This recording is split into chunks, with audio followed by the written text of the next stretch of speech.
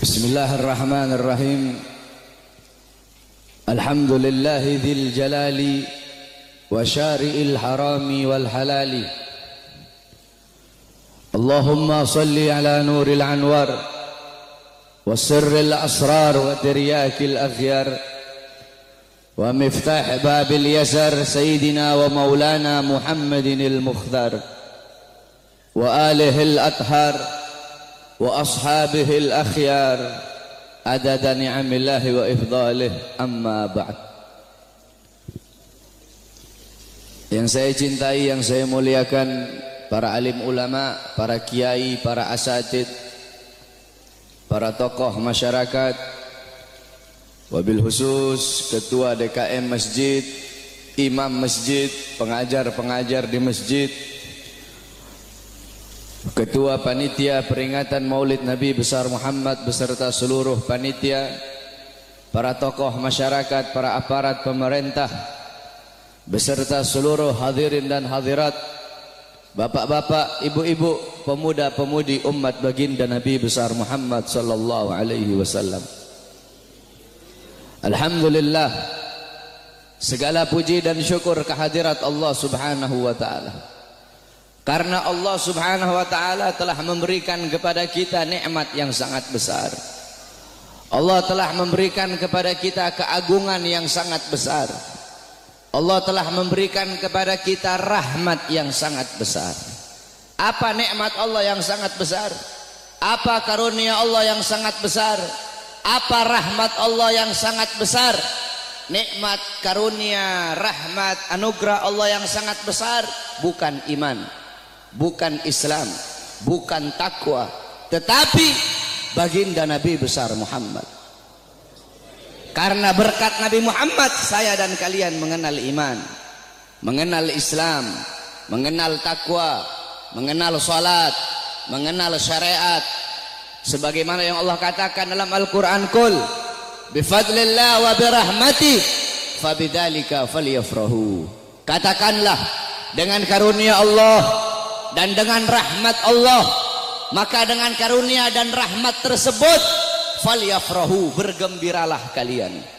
Dalam kitab tafsir Ma'alimut Tanzil Al-Imam Baghawi, dan dalam kitab tafsir Jami'ul Bayan Al-Imam Ibnu Jarir At-Tabari, begitu juga dalam kitab tafsir Al-Imam Ibnu Katsir, dijelaskan bahwasanya fadlullah dalam ayat tersebut adalah Al-Quran. Sedangkan Sayyidina Abbas menafsirkan fadlullah dalam ayat tersebut adalah ilmu. Maka dengan adanya karunia Allah yaitu Al-Quran dan ilmu, dan dengan adanya rahmat Allah, siapa rahmat Allah? Baginda Nabi besar Muhammad. Maka dengan adanya karunia dan rahmat tersebut falyafrahu, bergembiralah kalian semua, senanglah kalian semua dengan adanya anugerah dan rahmat Allah. Duduknya kita di sini sebagai bukti kegembiraan kita dengan adanya baginda Nabi besar Muhammad sallallahu alaihi wasallam.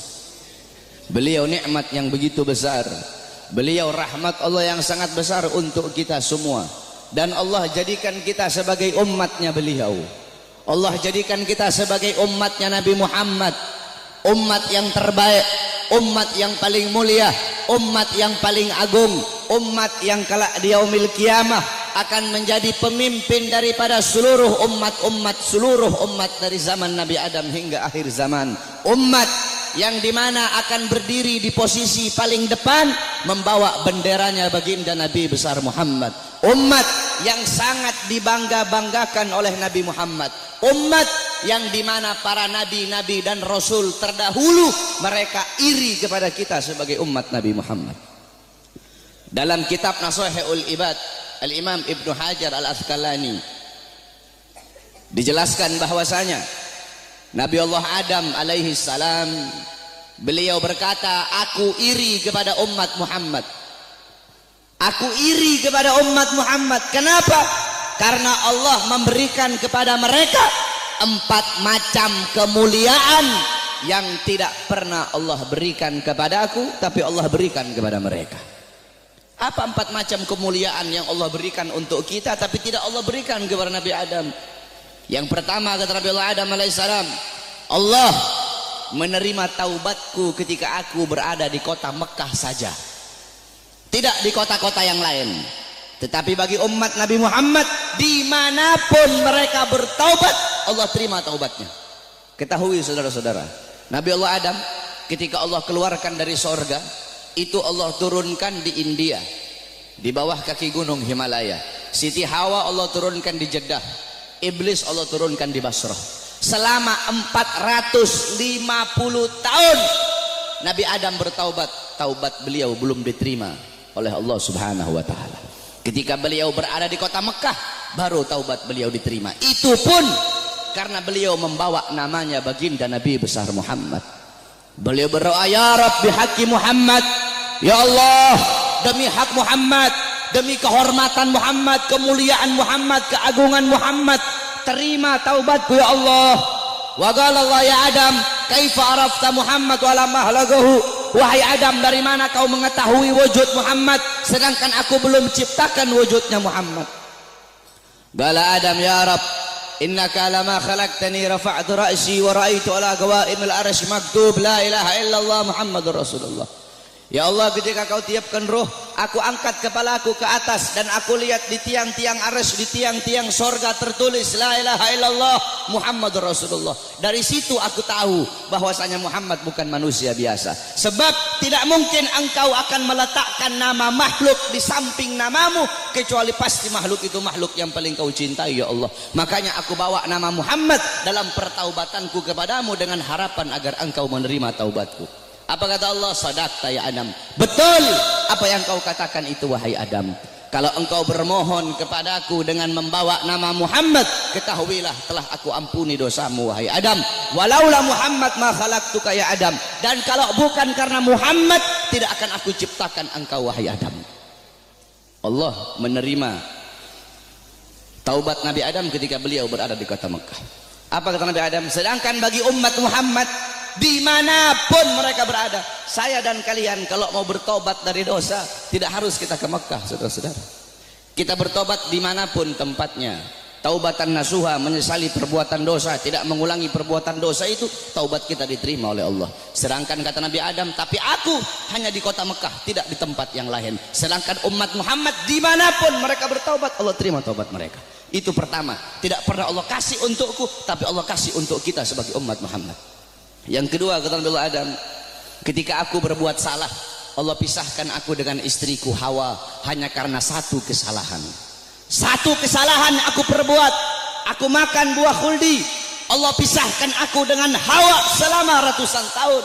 Tetapi bagi umat Muhammad, pagi, siang, sore, malam mereka bermaksiat, tidak Allah pisahkan mereka dengan anak dan istri mereka. Aku cuma satu kali Allah pisahkan aku dengan Hawa. Umat Muhammad ribuan kali, jutaan kali bermaksiat, tidak Allah pisahkan mereka dengan anak dan istri mereka. Yang ketiga kata Nabi Adam, aku berbuat salah dalam keadaan berpakaian, dalam keadaan tertutup auratku. Karena Allah murka, Allah lepaskan pakaianku sehingga terlihat auratku. Tetapi bagi Muhammad kebalik, mereka berbuat dosa dalam keadaan telanjang, tapi tetap Allah kasih mereka pakaian. Aku berbuat salah dalam keadaan berpakaian, Allah lepaskan. Umat Muhammad mereka berbuat dosa dalam keadaan melepaskan pakaian, tapi tetap Allah kasih mereka pakaian. Yang keempat kata Nabi Adam, aku berbuat salah di dalam sorga. Di dalam sorga aku berbuat salah. Allah murka, Allah keluarkan ke dunia. Umat Muhammad kebalik, mereka berbuat dosa di dunia, tapi kalau bertaubat, taubatnya diterima, mereka meninggal husnul khatimah, Allah masukkan mereka ke sorga. Kebalik kata Nabi Adam, aku berbuat salah di sorga, Allah keluarkan ke dunia. Umat Muhammad berbuat dosa di dunia, Allah masukkan mereka ke sorga. Aku iri kepada umat Muhammad, sungguh aku ingin menjadi umat Muhammad, kata Nabi Allah Adam alaihissalam. Lihat bagaimana kemuliaan umatnya Nabi Muhammad. Nabi Musa alaihissalam ketika beliau naik ke Tur Sina, naik ke Bukit Sina, beliau berdoa, ya Allah, aku ingin melihat cahayamu, aku ingin melihat zatmu, aku ingin melihat wajahmu ya Allah. Apa kata Allah? Wahai Musa, kau tidak akan sanggup, kau tidak akan kuat untuk melihat cahayaku wahai Musa. Ketahuilah, antara diriku dengan hamba-hambaku ditutupi dengan 70.000 hijab, 70.000 penghalang yang menutupi antara diriku dengan hamba-hambaku. Al-Imam Ghazali menjelaskan, Penghalang Allah itu Allah ciptakan dari cahaya, dari air, dan dari kegelapan.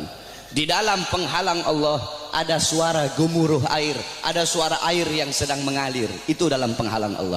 Andaikan saya dan kalian manusia biasa, Allah perdengarkan telinga kita ini untuk bisa mendengar suara air yang ada dalam penghalang Allah, saking ketakutan hati kita ini akan copot dari badan. Hati kita ini keluar sendiri dari badan, saking dahsyat penghalangnya Allah.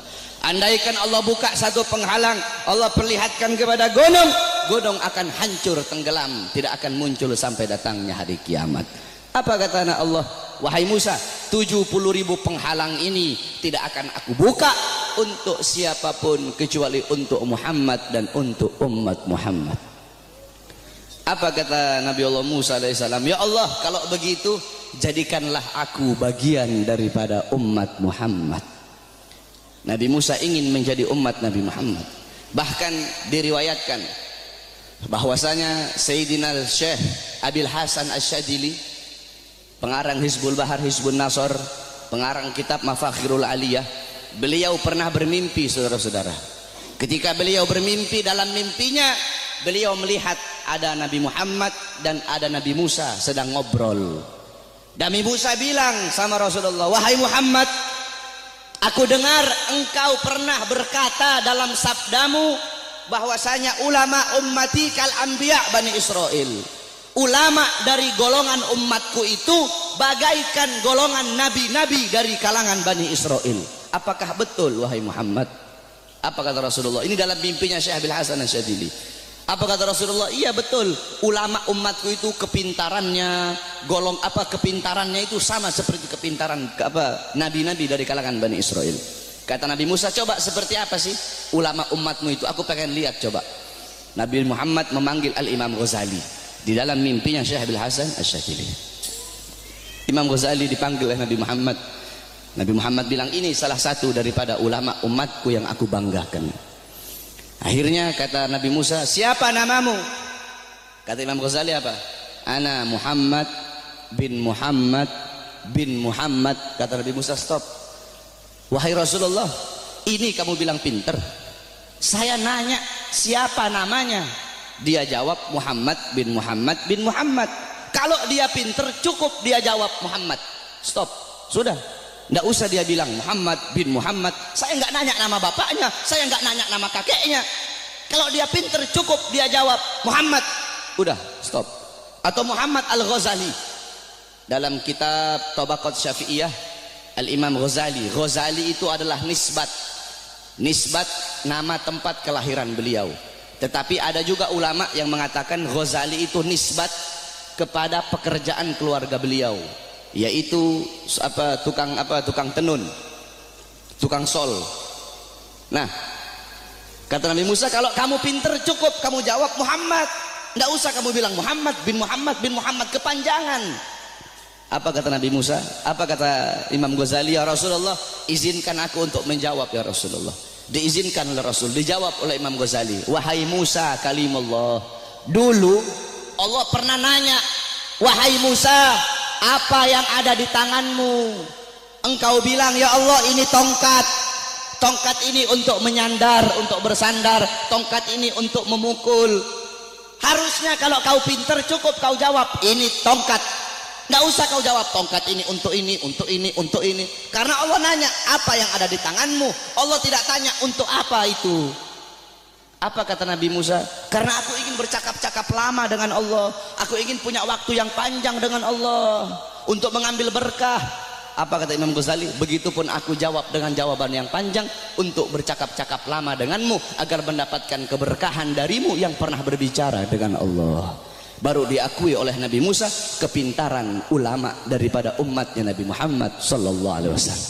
Coba kau lihat dalam kitab Khasaisul Ummatul Muhammadiyah, dalam kitab keutamaan-keutamaan, kekhususan yang Allah kasih kepada umat Nabi Muhammad, umat terdahulu, saudara-saudara, kalau mereka berbuat dosa, Allah tidak segampang akan mengampuni dosa mereka. Bani Israel kalau mereka berbuat dosa, mereka harus cari jurang yang tinggi, loncat ke bawah sampai mati, baru diterima taubatnya oleh Allah.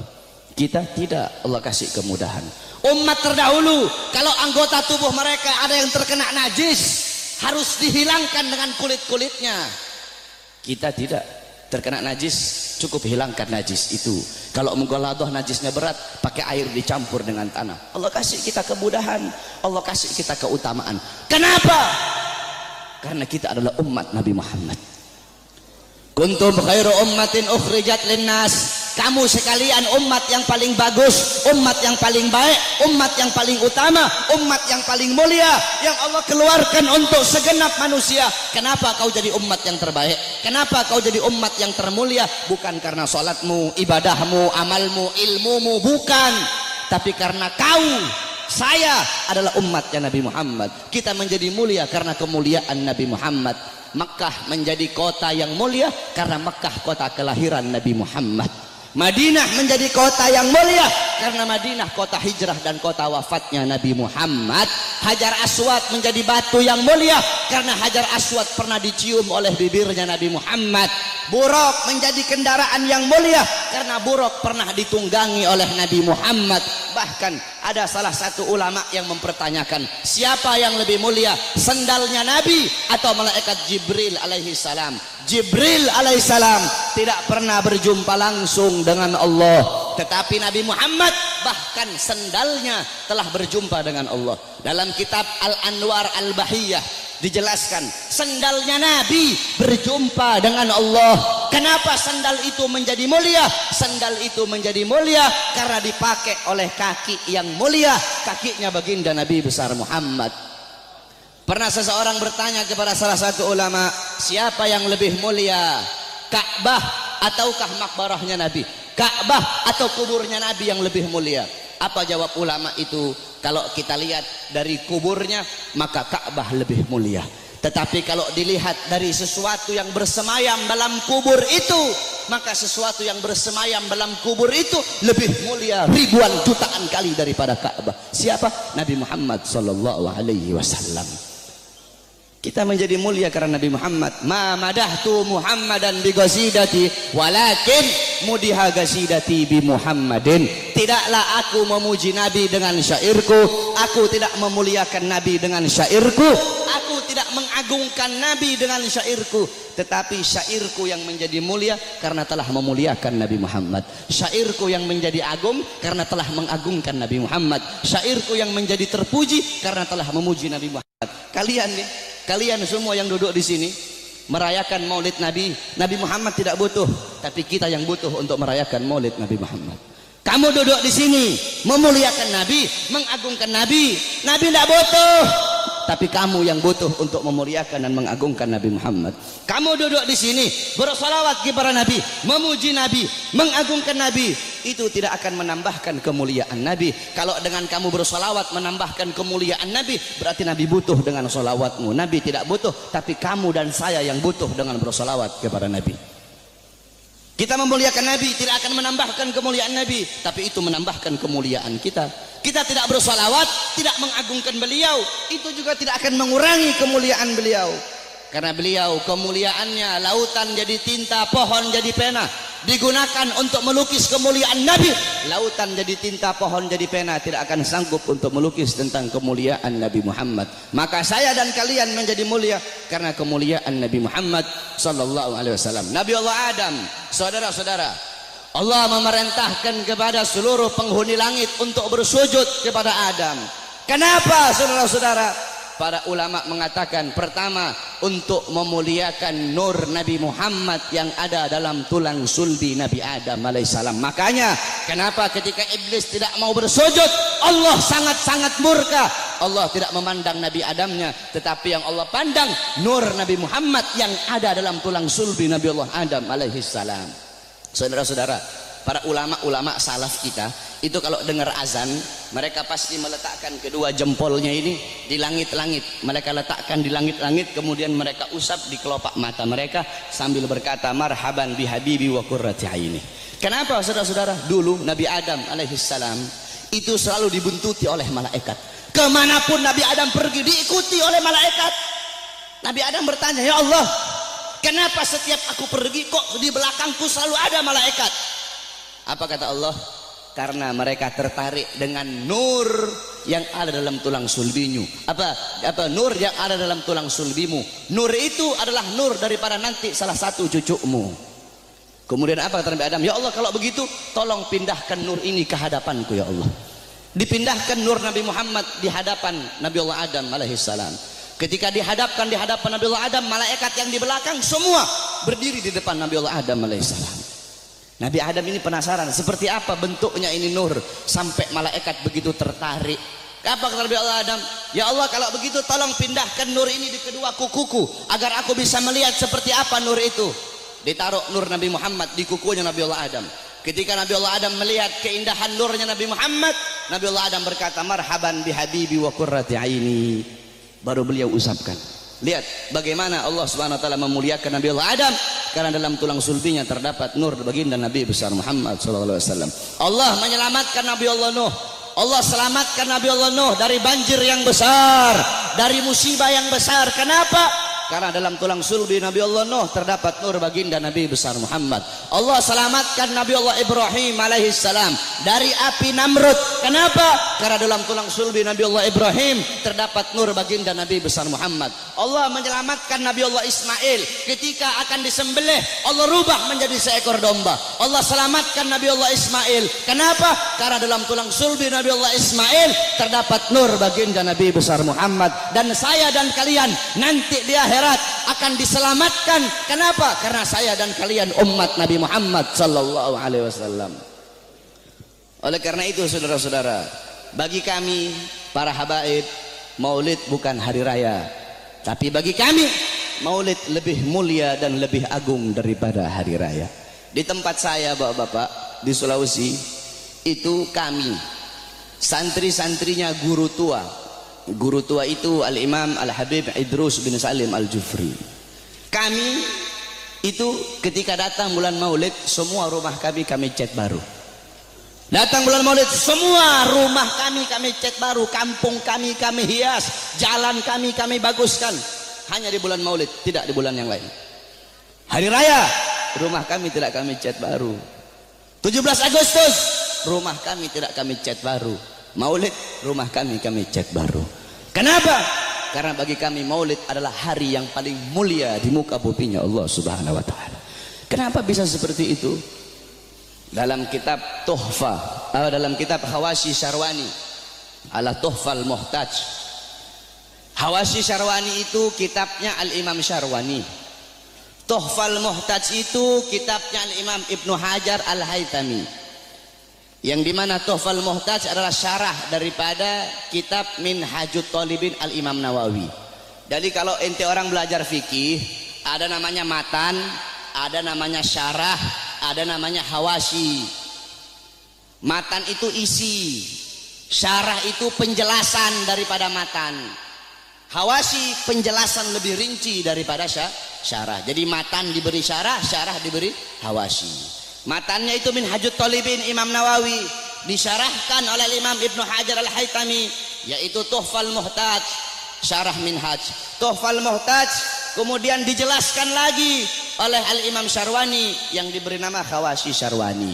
Dalam kitab Hawashi Syarwani dijelaskan bahwasanya inna afdhalal layali, sesungguhnya paling mulianya malam itu, paling utamanya malam itu, yaitu malam kelahiran baginda Nabi besar Muhammad. Setelah malam kelahiran Nabi baru malam Lailatul Qadar. Setelah malam Lailatul Qadar baru malam Isra. Setelah malam Isra setelah malam Lailatul Qadar malam Jumat. Setelah malam Jumat baru malam Isra. Kenapa malam kelahiran Nabi menjadi malam yang paling mulia? Kenapa malam kelahiran Nabi menjadi malam yang paling agung? As-Sayyid Al-Habib Muhammad bin Alwi Al-Maliki, beliau mengutip perkataan daripada Al-Imam Haramain Sayyid Amin Qutbi. Beliau berkata, Sayyid Amin Qutbi berkata, ya Lailatul Itsnin, madza safahat, wahai malam Senin, apa yang telah menyapamu? Wahai malam Senin, apa yang telah menyapamu? Kau begitu mulia, kau begitu agung, engkau begitu wangi, wahai malam Senin. berawal hari-hari yang mulia dalam Islam semua berawal darimu. Adanya Idul Fitri, adanya Idul Adha, adanya Ramadan, adanya Rajab, adanya Fathul Makkah, adanya kemenangan perang Badar, adanya Lailatul Qadar, adanya hari Jumat, adanya malam Jumat, adanya 10 Muharram, semua berawal darimu wahai malam Senin. Kenapa? Karena pada malam Senin itu lahir baginda Nabi besar Muhammad sallallahu alaihi wasallam, sehingga malam kelahiran Nabi menjadi malam yang paling mulia di muka bumi. Kenapa? Karena kalau tidak ada kelahiran Nabi, tidak akan ada Idul Fitri, tidak akan ada Idul Adha, tidak akan ada iman, tidak akan ada Islam. Makanya sampai-sampai begitu Allah memuliakan kelahiran Nabi Muhammad, karena begitu Allah ini memuliakan kelahiran Nabi, sampai-sampai orang yang meninggal dalam keadaan kafir, akan tetapi karena dia gembira dengan kelahiran Nabi, Allah ringankan azabnya dalam neraka. Dalam kitab tafsir Bidayah wan Nihayah, Al-Imam Ibnu Katsir beliau meriwayatkan bahwasanya Sayyidina Abbas bin Abdul Muthalib pernah bermimpi berjumpa dengan Abu Lahab. Dalam mimpinya Sayyidina Abbas bin Abdul Muthalib bermimpi Abu Lahab sedang disiksa dalam neraka. Akan tetapi setiap hari Senin azab dan siksanya Abu Lahab dihentikan dan Allah gantikan dengan rahmat. Dari jari-jari Abu Lahab itu bisa keluar air sehingga dia bisa minum dari air tersebut. Maka Sayyidina Abbas pun bertanya, wahai Abu Lahab, kenapa setiap hari Senin Allah angkat azab dan siksamu? Dari jari-jarimu bisa keluar air. Kenapa hanya di hari Senin, tidak di hari-hari yang lain? Apa kata Abu Lahab? Iya, karena dulu ketika Muhammad lahir, aku bergembira dengan lahirnya Muhammad. Aku memiliki budak yang bernama Suwaibah. Suwaibah datang kepadaku memberi kabar tentang lahirnya Muhammad. Aku gembira sehingga aku bebaskan Suwaibah. Aku bebaskan dia dari budak. Nah, karena aku membebaskan Suwaibah, karena kegembiraanku dengan lahirnya Muhammad, karena aku gembira sesaat dengan lahirnya Muhammad, maka dari itu setiap hari Senin Allah angkat azab dan siksaku. Itu Abu Lahab. Setiap hari Senin Allah angkat azab dan siksanya hanya karena bergembira sesaat dengan lahirnya Al-Mustafa. Maka bagaimana dengan saya dan kalian kalau kita bergembira seumur hidup kita dengan lahirnya baginda Nabi besar Muhammad? Oleh karena itu, saudara-saudara, kita duduk di sini memuliakan kelahiran Nabi, mengagungkan kelahiran Nabi.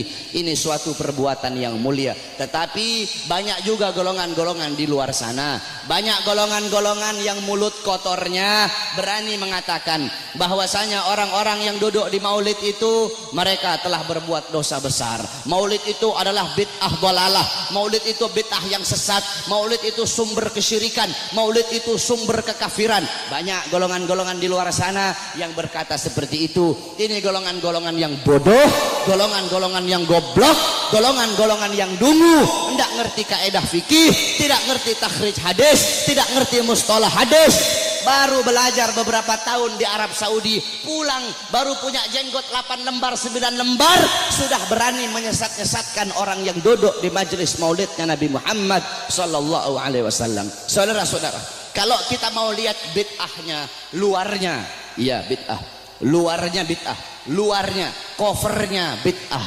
covernya ini sesuatu yang baru. Tetapi intisari, lubabnya, intisari yang ada dalam peringatan maulid, ini bukanlah sesuatu yang bid'ah. Tadi di maulid, tadi dibacakan Quran. Apakah membaca Quran sesuatu yang bid'ah? Kau duduk di sini, kita saling makan sama-sama. Nanti selesai acara makan bareng-bareng. Dalam kitab dijelaskan Nabi Allah Ibrahim menjadi Khalilullah. Nabi Ibrahim itu jadi kekasih Allah karena 3 sebab. Pertama, Nabi Ibrahim lebih memilih perintah Allah daripada perintah selain Allah. Yang kedua, Nabi Ibrahim tidak pernah makan sendiri. Nabi Ibrahim itu kalau makan pasti bareng-bareng, pasti sama-sama. Kalau beliau cuma sendiri, beliau rela jalan kaki berkilo-kilo hanya untuk cari teman untuk makan sama-sama. Kita duduk di sini mengikuti sunnah Nabi Allah Ibrahim. Nabi Muhammad juga makannya selalu bersama-sama. Apakah ini sesuatu yang bid'ah? Tidak. Kita duduk di sini saling menyebarkan salam. Apakah menyebarkan salam sesuatu yang bid'ah? Nabi Muhammad berkata, "Afsus salam," sebarkan salam. Kita duduk di sini saling memberi makan. Nabi Muhammad bilang, "Wa'atimut ta'am," berilah makan. Kita duduk di sini menyambung tali silaturahmi. Kata Nabi Muhammad, "Wasilul arham," sambunglah tali persaudaraan. Kita duduk di sini mengenang Nabi Muhammad, menyebut-nyebut nama Rasulullah sallallahu alaihi wasallam. Bukankah dalam hadis riwayat Ad-Dailami dalam kitab musnad beliau, yaitu kitab yang bernama Al-Firdaus, Qalar Rasul, Dzikrul Anbiya minal ibadah, mengingat para nabi, mengingat para rasul, itu adalah ibadah. Dzikrus sholihin minal kafarah, dzikrul maut minas sadaqah, wa dzikrul kubur yuqarribukum minal jannah. Kata Nabi Muhammad, mengingat para nabi, mengingat para rasul, menyebut-nyebut nama mereka, itu adalah ibadah. Kita duduk di sini menyebut Nabi Muhammad, mengingat Nabi Muhammad, mengenang Nabi Muhammad, membaca sirah beliau, tarikh beliau, agar bisa mengambil iktibar, mengambil pelajaran dari kisah hidup beliau. Apakah ini sesuatu yang bid'ah? Tidak. Kita duduk di sini bersolawat kepada Nabi Muhammad. Bukankah Allah berkata, innallaha wa malaikatahu yusholluna 'alan nabi ya ayyuhalladzina amanu shollu 'alaihi wa sallimu taslima. Apakah salawat sesuatu yang bid'ah? Tidak. Kita duduk di sini menuntut ilmu. Saya dan kalian duduk di sini untuk menuntut ilmunya Allah. Menuntut ilmu fardhatun. Menuntut ilmu hukumnya sangat-sangat wajib. Dalam kaidah dijelaskan, amrun bi syai' amrun bi wasailihi. Perintah terhadap sesuatu, maka perintah juga terhadap sarana atau prasyarat bagi orang-orang untuk melakukan sesuatu yang diperintahkan tersebut. Kalau seumpama naik ke atas ini wajib, maka yang mendorong kita untuk naik ke atas itu pun hukumnya wajib. Naik ke atas hukumnya wajib. Yang dorong ente naik ke atas apa? Tangga, maka tangga juga hukumnya wajib. Kalau ente naik ke atas hukumnya sunnah, maka tangga juga hukumnya jadi sunnah. Saudara-saudara, beli baju, membeli baju hukumnya apa? Mubah. Beli baju hukumnya mubah. Menutup aurat hukumnya wajib. Menutup aurat hukumnya wajib. Kamu sedang keluar dari rumah, tiba-tiba bajumu lepas, bajumu sobek atau bajumu lepas, kelihatan kamu punya aurat. Kelihatan kamu punya aurat. Membeli baju hukumnya mubah, tapi ketika itu berubah menjadi wajib.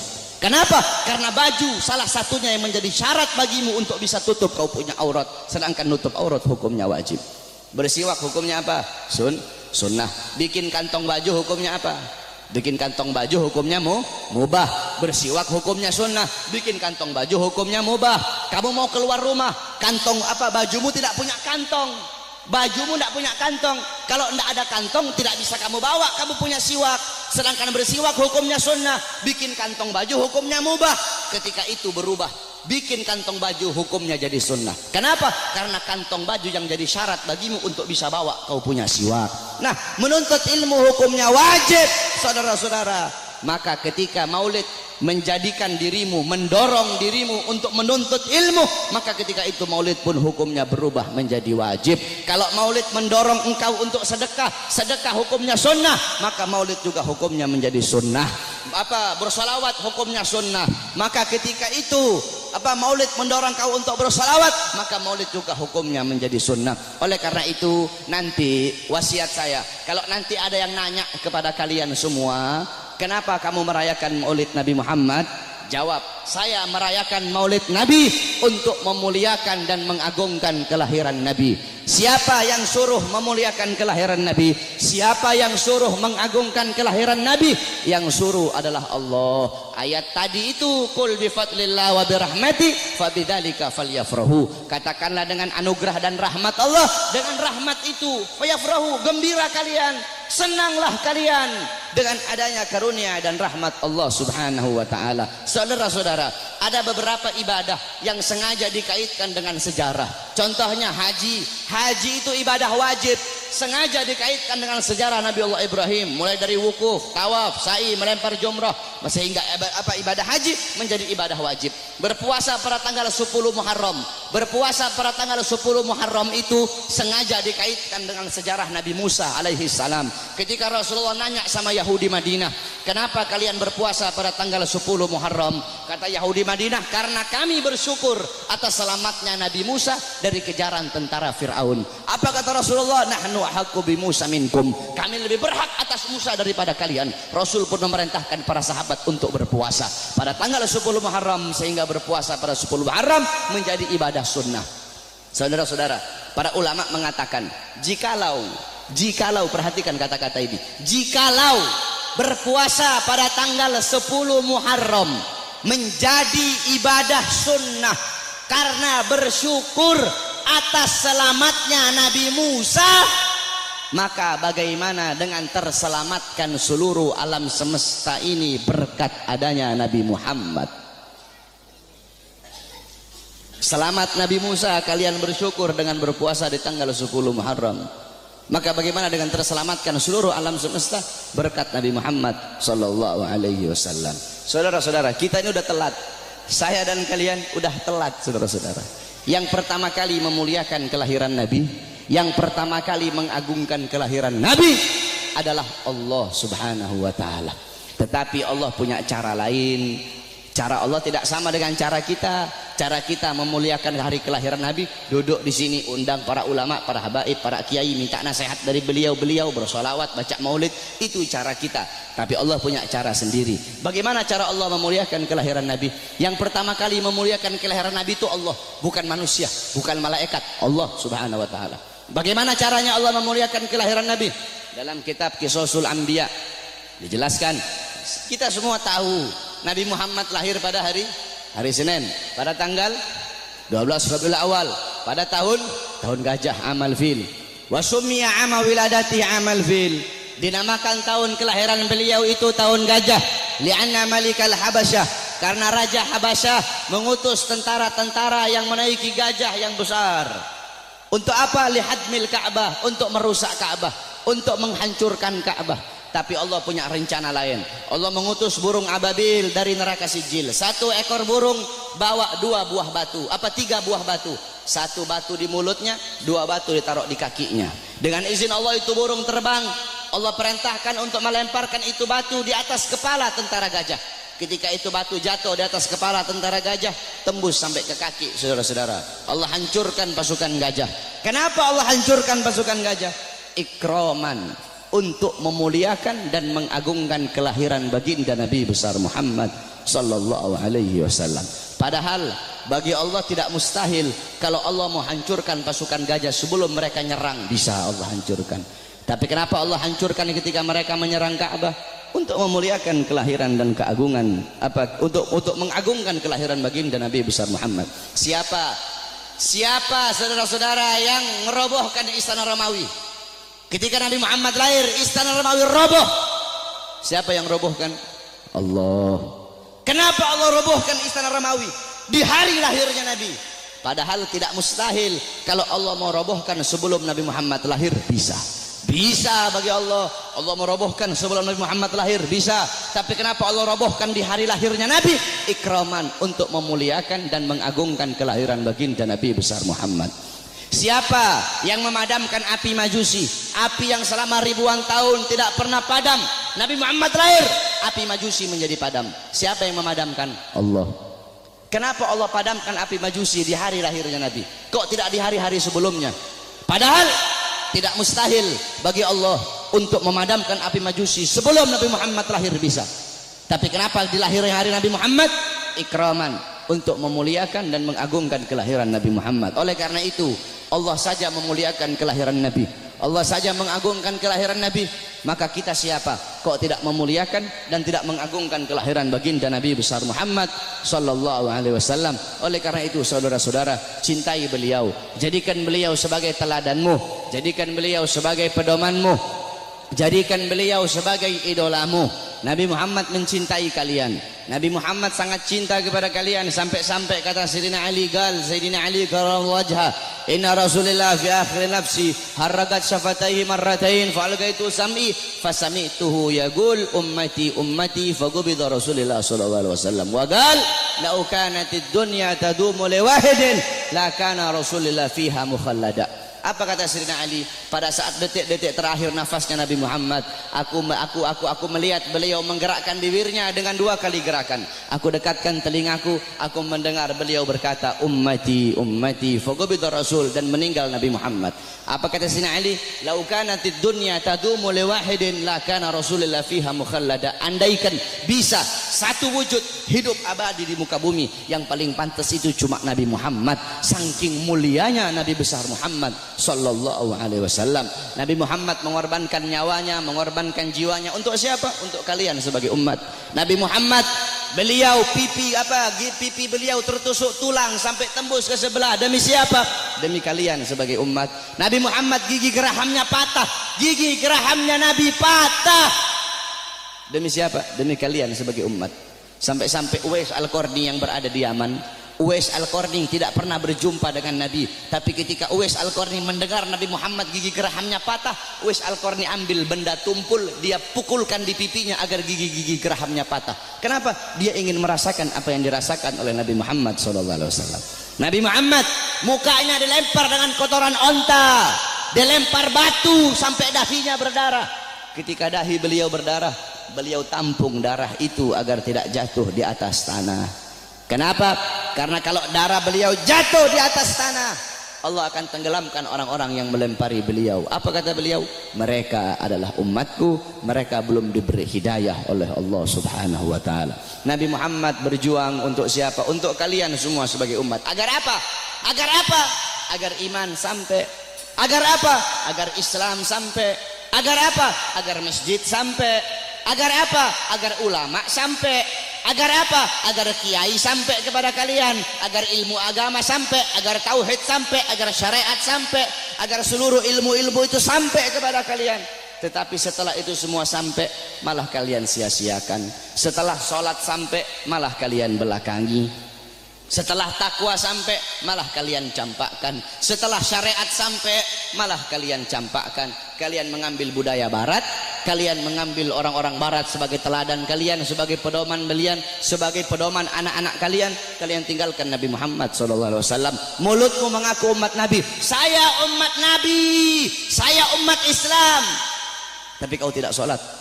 Saya umat Nabi, tapi masjidmu sepi. Saya umat Nabi, tapi kedua matamu memandang hal-hal yang haram. Saya umat Nabi, tapi kamu kencingnya berdiri. Saudara-saudara, Masjid Istiqlal loh, tahu Masjid Istiqlal? Itu bodoh DKM-nya itu. Kenapa bodoh? Karena mereka bikin tempat kencing berdiri, saudara-saudara. Masjid itu bikin tempat kencing duduk. Masjid bikin tempat kencing berdiri, udah kayak bandara aja ente. Dorong orang-orang untuk bikin sunnah, dorong orang-orang untuk melakukan sunnah. Ente ketua masjid, orang-orang yang ada di masjid bikin tempat kencingnya duduk. Adapun orang yang masuk ke dalam itu kencingnya berdiri atau duduk, urusan mereka. Yang penting kamu telah dorong mereka untuk mengikuti sunnah. Sufyan Ats-Tsauri, tahu Sufyan Ats-Tsauri? Ats-Tsaur itu banteng. Kenapa Sufyan Ats-Tsauri dipanggil banteng? Karena dia masuk ke masjid itu mendahulukan kaki kiri, sehingga terdengar suara ya Tsaur qaddimul yumna. Hei banteng, dahulukan kaki kananmu. Ditegur saudara-saudara. Engkau mengaku apa? Engkau mengaku umat Nabi, tapi kedua tanganmu tidak pernah memberi makan golongan-golongan yang dicintai oleh Nabi. Siapa golongan yang dicintai oleh Nabi? Anak yatim, fakir miskin, para janda-janda. Kau ngaku cinta Nabi, tapi kau tidak pedulikan mereka. Kau biarkan mereka dalam keadaan lapar, kau biarkan mereka dalam keadaan teraniaya, sedangkan mereka golongan yang sangat dicintai oleh Nabi Muhammad SAW. Engkau mengaku umat Nabi, tapi kau biarkan besok anak-anakmu merayakan Valentine. Engkau ngaku apa umat Nabi, tapi kalian para orang tua biarkan anak-anak gadis kalian membuka aurat. Saudara-saudara, makanya jangan heran bapak-bapak yang ada di sini, pasti rata-rata kebanyakan anak-anak kalian kalau cium tangan kepada kalian bukan di hidung, cium tangan kalian di pipi, cium tangan kalian di dahi, itu masih mending kena. Ada yang sampai nggak kena udah dilepas. Padahal harusnya seorang anak itu cium tangan di bawah hidung, bukan di atas hidung. Cium tangan di bawah hidung, kemudian dihirup udara tangan itu, tangan orang tua. Begitu cara anak-anak cium tangan. Tapi kenapa anak-anakmu cium tangan di pipi, anak-anakmu cium tangan di dahi? Karena kalian sebagai orang tua tidak pernah mendidik anak-anak kalian dengan didikannya Nabi Muhammad SAW. Jangan heran anak-anakmu melotot di hadapan kalian, anak-anak kalian membantah perintah kalian. Ada zaman sekarang anak bunuh bapak, anak bunuh ibu, anak masukkan ibunya dalam penjara. Jangan kau salahkan. Kenapa? Kalian sebagai orang tua tidak pernah mendidik anak-anak kalian dengan didikan agama. Laisal mar'u yuladu aliman. Tidak ada seseorang dilahirkan dalam keadaan alim. Tidak ada, saudara-saudara. Kewajiban kalian sebagai orang tua untuk mendidik anak-anak kalian dengan didikan agama. Bapak-bapak zaman sekarang sibuk cari uang, sibuk cari harta. Pagi, siang, sore, malam keluyuran cari uang. Untuk apa? Untuk ngasih makan jasmani anak-anaknya. Untuk apa? Untuk memberi makan jasmani anak-anaknya. Tetapi lupa kalian beri makan jiwa, hati, tidak apa. Jiwa anak-anak kalian, hati anak-anak kalian, ruh anak-anak kalian lupa kalian kasih makan. Apa makanan hati bagi anak-anak kalian?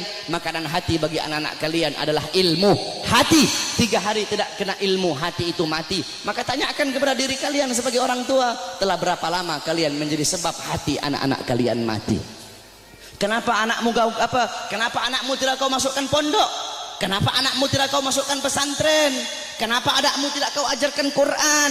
Kenapa kau lebih pentingkan SD-nya, SMP-nya, SMA-nya? Bukan berarti tidak boleh sekolah SD, tidak boleh sekolah SMP, tidak boleh sekolah SMA. Tidak apa-apa sekolahkan anakmu SD, SMP, SMA.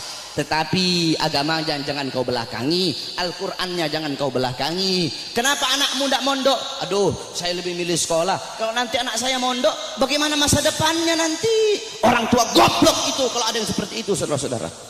Kalau anak saya mondok, anak saya jadi ustadz, anak saya jadi Quran, jadi ahli Quran, gimana masa depannya nanti? Gimana nasibnya? Orang tua goblok itu kalau ada yang seperti itu, saudara-saudara. Kau lihat zaman sekarang, SD, SMP, SD udah tahu mabok, SD udah tahu melacur, SD udah tahu zina. Itu SD. Bagaimana SMP-nya? Itu SMP. Bagaimana SMA-nya? Saudara-saudara, jangan kau pentingkan pendidikan dunia anak-anakmu, tapi lebih pentingkan pendidikan akhirat anak-anakmu. Didik dengan didikan Nabi. Adabani Rabbi fa ahsana ta'dibi. Allah yang mendidikku, Allah yang mengajariku, sehingga sebaik-baiknya pendidikan adalah pendidikanku. Nanti ini tanggal 13, besok tanggal 14. Kau lihat yang paling banyak merayakan Valentine di jalan-jalan, saudara-saudara. Yang paling banyak merayakan Valentine bukan orang Kristen. Yang paling banyak merayakan Valentine bukan orang Buddha, bukan orang Hindu, bukan orang Katolik, bukan Yahudi, bukan Nasrani. Yang paling banyak merayakan Valentine di Indonesia adalah anak-anak kita, saudara-saudara, anak-anak Islam, putra-putri Islam, putra-putrimu yang paling banyak merayakan Valentine. Valentine itu adalah harinya orang-orang Romawi. Valentine itu adalah mengenang kematian Santa Valentino atau siapa itu namanya orang-orang Romawi itu. Man tasyabbaha biqaumin fahuwa minhum. Kata Rasulullah, barang siapa yang mengikuti suatu kaum, maka dia sama dengan kaum tersebut. Engkau mengikuti orang Romawi, engkau mengikuti orang Barat, engkau mengikuti orang kafir, mengikuti budaya mereka, mengikuti adat istiadat mereka, mengikuti hari-hari besar mereka, engkau sama seperti mereka. Mereka dilaknat, engkau pun akan dilaknat oleh Allah Subhanahu wa taala. Memang betul kata Nabi Muhammad. Nabi Muhammad sallallahu alaihi wasallam, beliau pernah bersabda, la taqumus saah. Kata beliau, tidak akan terjadi hari kiamat, kata beliau, hatta sehingga kata beliau, ta'khuda umatku itu mengambil jejak, umatku itu mengikuti jejaknya siapa? Jejaknya orang-orang sebelum mereka. Jejak orang-orang sebelum mereka, kata Nabi Muhammad sallallahu alaihi wasallam. Shibran bi shibrin, sejengkal demi sejengkal, kata Nabi Muhammad. Wa dhira'an bi dhira'in, sehasta demi sehasta, kata Nabi Muhammad. Fakila, kemudian ada di situ salah satu sahabat yang berkata, ya Rasulullah, maksudnya maksudnya kurun golongan-golongan sebelum mereka itu, apakah mereka ya Rasulullah, kata salah satu sahabat, apakah orang Persia, Warum dan orang-orang Romawi? Apa kata Rasulullah SAW? Siapa lagi kalau bukan mereka? Lihat, yang dikatakan Nabi Muhammad SAW betul. Nanti ada nanti kiamat tidak akan terjadi, kiamat itu tidak akan datang. Nanti sebelum umatku itu sampai sehingga umatku akan mengikuti orang-orang Romawi dan orang-orang Persia, baik gaya pakaian mereka, mengikuti hari-hari besar mereka, kata Rasulullah sallallahu alaihi wasallam. Maka ketika itu sudah terjadi, berarti itu adalah salah satu daripada tanda-tanda kiamat. Oleh karena itu, saudara-saudara sekalian yang dimuliakan oleh Allah, didik kau punya anak-anak dengan didikan Nabi Muhammad. Begitu juga ibu-ibu zaman sekarang ini, mereka tahu di mana letak kursi mereka, di mana letak dapur mereka, di mana letak tempat make up mereka, tapi mereka tidak tahu di mana letak anak-anak perempuan mereka. Anak-anak perempuan kalian biarkan berjalan dengan laki-laki yang bukan muhrim. Anak-anak perempuan kalian biarkan telanjang. Anak-anak perempuan kalian biarkan membuka aurat. Saudara-saudara, Hadramaut melahirkan para aulia. Bumi Hadramaut itu melahirkan para wali, melahirkan para aulia, fuqaha, ulama. Kenapa? Itu tidak terlepas dari wanita-wanita yang ada di sana. Bagaimana wanita yang ada di sana? Wanita yang ada di sana seumur hidup mereka cuma keluar 3 kali. Seumur hidup mereka keluar cuma 3 kali.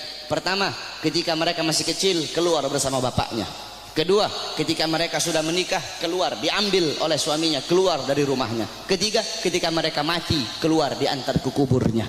Itu seumur hidup 3 kali mereka keluar rumah. Makanya jangan heran kenapa wanita-wanita di sana melahirkan wali-wali, melahirkan orang-orang soleh, melahirkan wali songo yang datang bawa Islam ke Indonesia berasal dari sana. Kenapa?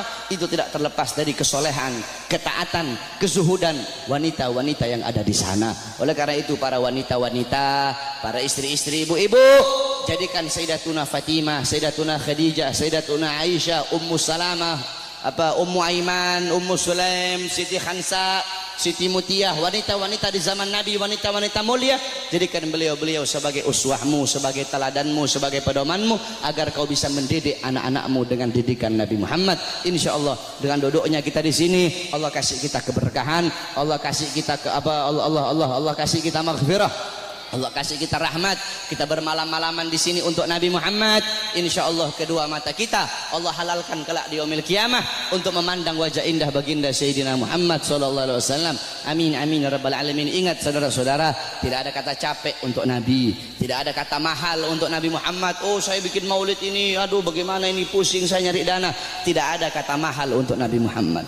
Untuk Nabi triliunan itu tidak ada harganya. Kau bikin maulid, kalian nih takmir masjid bikin maulid, jangankan habis 1 triliun, kalian habis 100 triliun itu murah untuk Nabi Muhammad SAW.